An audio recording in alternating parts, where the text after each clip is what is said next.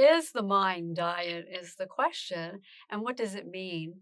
The Mayan diet is an eating plan that is a combination of the Mediterranean diet, the DASH intervention diet, and the neurodegenerative delay diet. So bringing these all together, all three diets are plant-based and low and high fat foods.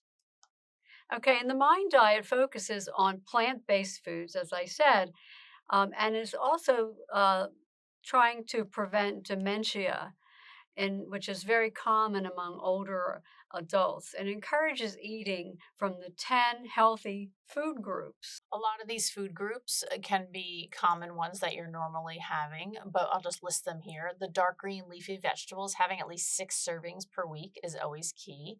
Other fruits and vegetables listed about once a serving per week.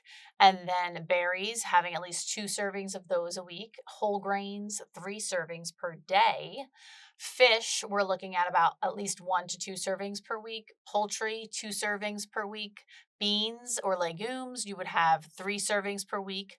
Nuts would be about 5 servings a week.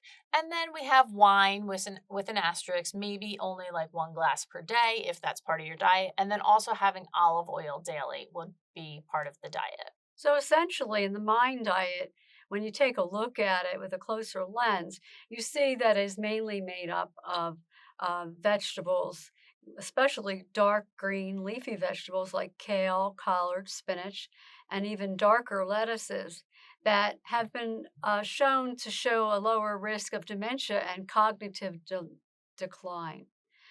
Greens are packed with nutrients linked to better brain health, like folate, vitamin E, carotenoids, and flavonoids.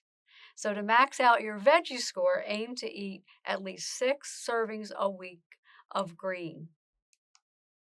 Don't forget also incorporating other colors that you can find in your berry selection. Scientists reviewed the research on their diet and brain health, and one type of fruit soared above the rest, which was your berry category.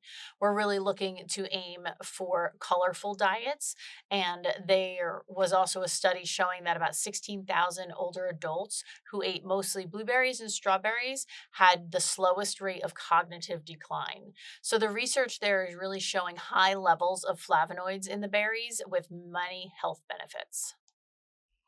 And make your choice of snack be nuts because nuts may be high in calories, but they're packed with a fat soluble vitamin E, which is known for its brain protective qualities. We're talking about unsalted nuts, too, by the way.